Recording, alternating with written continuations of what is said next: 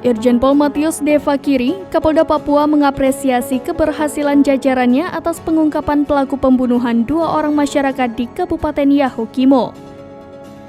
Fakiri melalui keterangan tertulis pada Sabtu 6 Mei 2023 mengatakan berkat kerja keras anggota yang sudah berhasil mengungkapkan pelaku pembunuhan. Menurut Fakiri, pihaknya akan menindak tegas pelaku pembunuhan tersebut.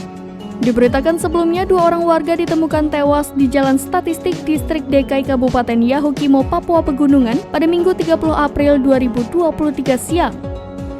Kedua korban adalah Asri Obed dan Yonatan Arwan. Mereka ditemukan oleh masyarakat di rumah milik korban Yonatan Arwan. Yonatan Arwan ditemukan di bagian belakang rumah miliknya, sedangkan korban Asri Obed ditemukan di bagian kebun belakang rumah. Diketahui keduanya telah terbujur tak bernyawa dalam keadaan bersimbah darah.